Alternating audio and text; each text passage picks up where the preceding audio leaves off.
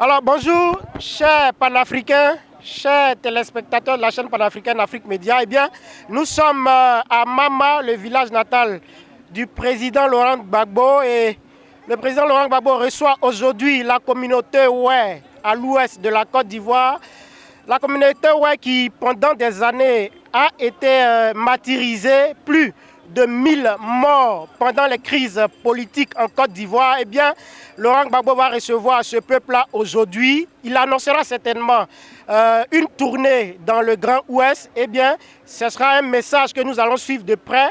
On va suivre de près le message de Laurent Gbagbo à la communauté Oué, la communauté à laquelle il est très lié de son amour particulier politique, mais son amour aussi sentimental. Eh bien, Laurent Gbagbo va recevoir non seulement les cadres du Grand Ouest, mais il va livrer un message très important, un message qui est attendu par tous les Oué, tous les guerriers, toute la communauté Oué. Eh bien, on va suivre ce message. Restez connectés sur la chaîne panafricaine Afrique Média. Et bien, nous allons vous livrer en exclusivité le message du président Laurent Gbagbo. Mais avant le message de Laurent Gbagbo, nous allons recevoir des personnalités proches de l'ancien président qui vont donner leurs sentiments et bien qui vont dire quels sentiments ils ont aujourd'hui face à un Laurent Gbagbo qui va livrer un message à toute la communauté Oué. Je me nomme M. Bar Robert, je suis le représentant du chef du village de Kridi, Guy Bernard qui est empêché pour des raisons de santé. Donc je suis arrivé ce matin, c'est une grande joie. Je suis tellement content que le président est arrivé en Côte d'Ivoire. Étant en Asie pendant plus de 10 ans, on était tous soucieux. Et quand il est arrivé, ça a été une joie pour tout le monde. C'est pourquoi nous, les chefs de village et le département de la région du Cavali et la région du Guémont ont bien voulu venir ici pour lui dire encore bonne arrivée. Parce que nous voulons la paix en Côte d'Ivoire, uniquement la paix. Et c'est un homme de paix. Il n'a pas fait quelque chose de mal, il n'a offensé personne. Il est allé à la CPI, il est revenu vraiment sain et sauf. Nous sommes contents, nous sommes fiers de son arrivée. Mais je me nomme Lia Glaï Poenya. Je suis le chef Caton Fléau. Bon, pour cette raconte-là, c'est une raconte de joie. Nous sommes très contents. Parce que dans cette guerre qui vient de passer, le peuple oué a subi beaucoup de tractations. On a été meurtris. On a été chassés de nos terres. Nous avons vendu toutes nos forêts. Parce que pendant la guerre, quand tu es malade, tu n'as pas où il faut trouver de l'argent, où chercher l'argent. C'est ta forêt que tu vends pour aller te soigner. Ce qui a fait aujourd'hui que nous n'avons plus de terre. Nous n'avons plus de terre, tout a été vendu.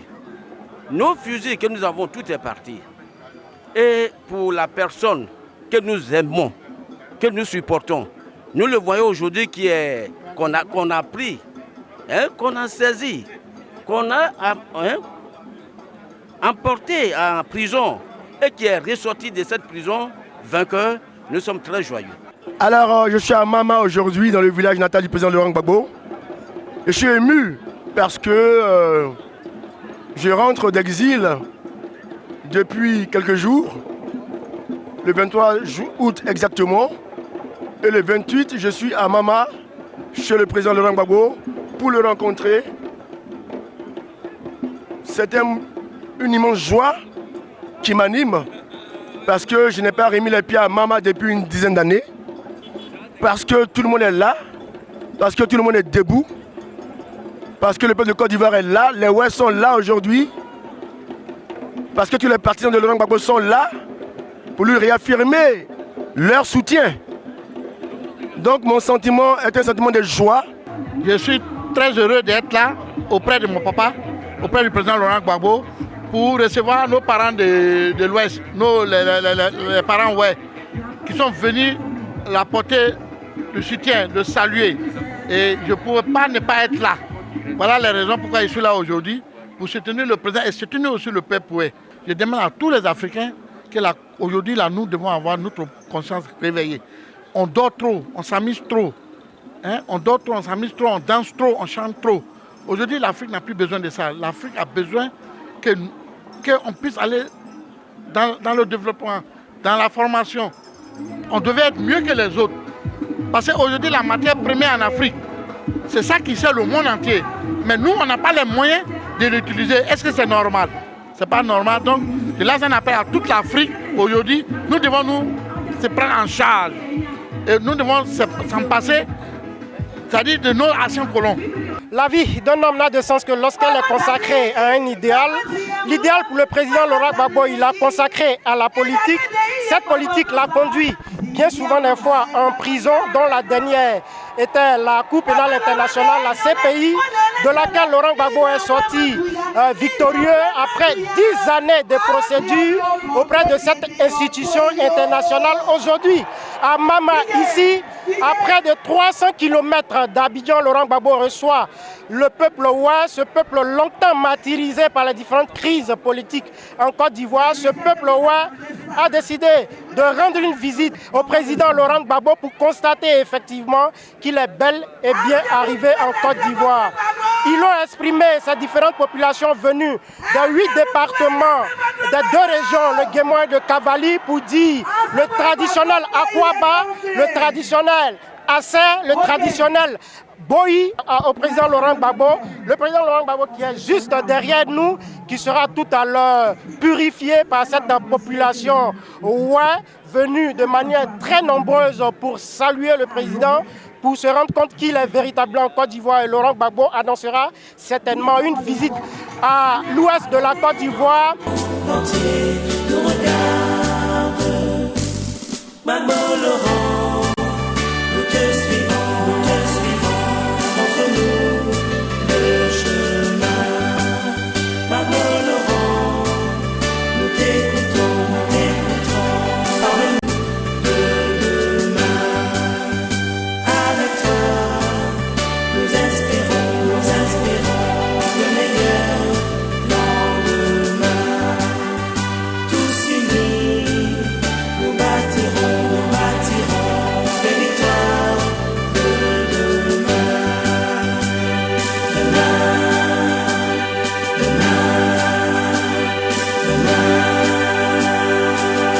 Un jour nouveau se lève sur la Côte d'Ivoire. Le moment tant attendu est arrivé. Le président Laurent Gbagbo, après la cérémonie de purification, va s'adresser au peuple Ça sera un discours très emblématique et très historique pour ce peuple qui s'est déplacé massivement pour venir écouter ce message de Laurent Gbagbo. Un Laurent Gbagbo qui va certainement annoncer une visite à l'ouest de la Côte d'Ivoire, et ce message est attendu par les 8 départements venus des 2 régions du Guémon et du Cavali. Et ça sera maintenant le président Laurent Gbagbo qui va s'adresser au peuple ouest. Merci. Je viendrai en pays ouest pour vous voir.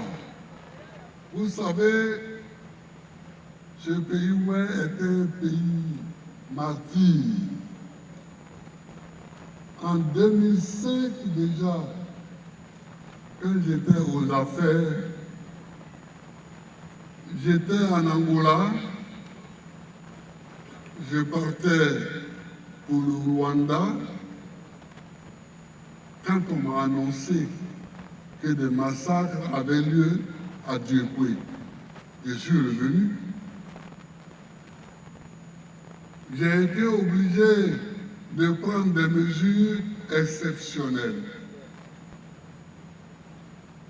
J'ai nommé une administration militaire à Dieupoué, à Djiglo, à Taï, tous les pleurs, Bloléquin, tout. J'ai nommé une administration militarisée pour que la force s'oppose à la force. J'ai mis à la disposition des militaires administrateurs les éléments de l'école de gendarmerie de Torodjé. Et j'ai nommé au-dessus de tous un administrateur militaire, qui était d'ailleurs un ouais, fils du pays. Ça a eu le don de calmer les choses. C'est en imitation à cette administration militarisée que j'ai créé à Abidjan le SECOS, que j'avais confié à David Point, parce qu'il était directeur de l'école de gendarmerie et donc il disposait d'hommes, de troupes pour faire face à la délinquance grimpante à Abidjan.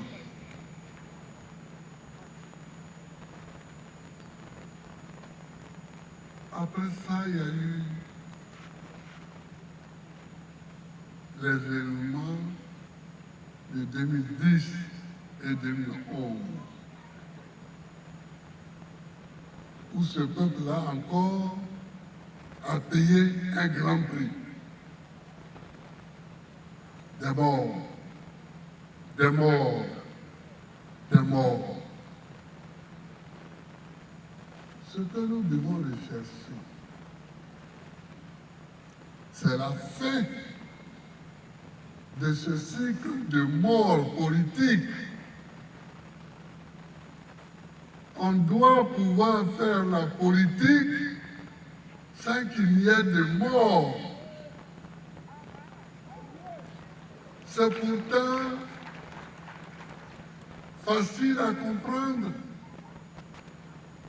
mais beaucoup ne le comprennent pas.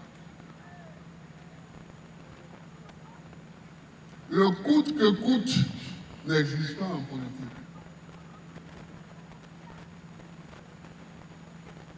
Ou bien alors il entraîne des morts. Et ce n'est pas une question de parti politique. Nous sommes ici aujourd'hui, il y a des amis, des camarades du PDCI avec nous. Et puis dans cette vaste assemblée, je suis sûr qu'il y a de tout. Il y a du tout. Donc ce n'est pas une question,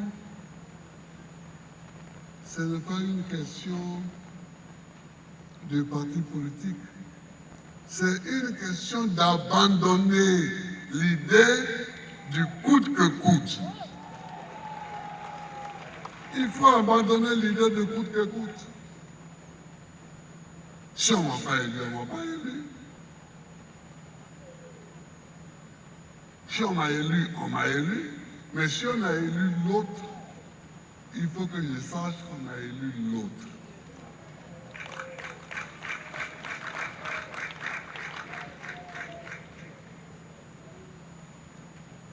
Là, je vous avais demandé de faire des études sur tout ce qui est arrivé au pays ouest. Continuez à aller jusqu'au bout. Aller jusqu'au bout. Je les demande, ce n'est pas parce que les ouest sont mes parents, mais c'est parce que c'est la Côte d'Ivoire et tout ce qui arrive en Côte d'Ivoire, on doit savoir pourquoi cela arrive.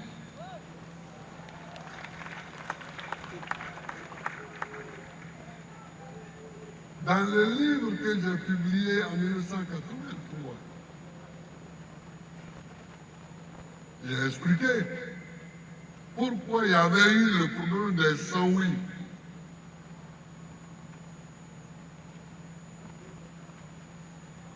J'ai expliqué pourquoi il y avait eu le problème du guébier. J'ai expliqué pourquoi à Séguéla, il y avait eu le problème de Sékou Sanogo.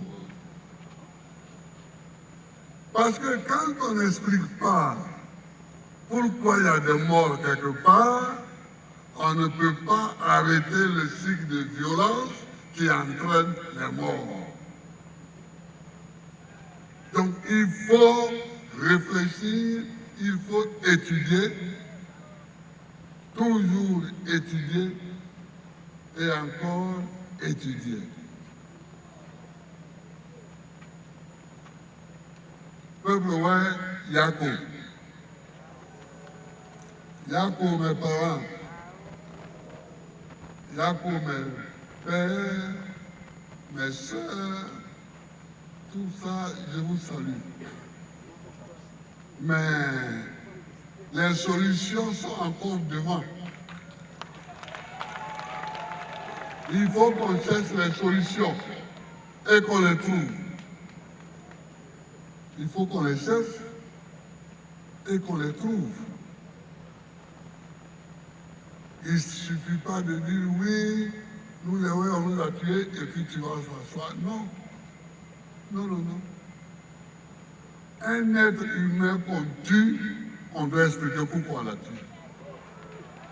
On doit expliquer pourquoi on l'a tué. Pourquoi il est mort. On doit expliquer.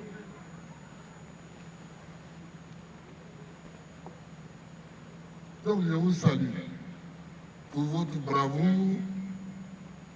Bon, mais je vous salue tout simplement parce que vous êtes venus me saluer. Mais vous êtes dans votre rôle de parent. Moi, mon rôle dans la politique, c'est de chercher ce qui nous fait agir. Ce qui nous fait agir. Ce qui fait agir les hommes. Ce qui fait que les hommes posent des actes graves. Pourquoi? Pour un poste.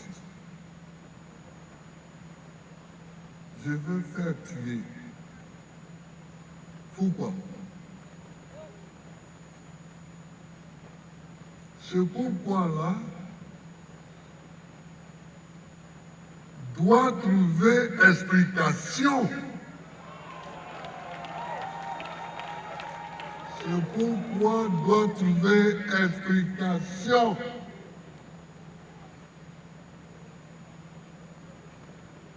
Pour le moment, nous n'avons que nos larmes pour pleurer, nos yeux pour pleurer, mais on ne va pas passer toute la vie à pleurer. À un moment donné, il faut que ça s'arrête.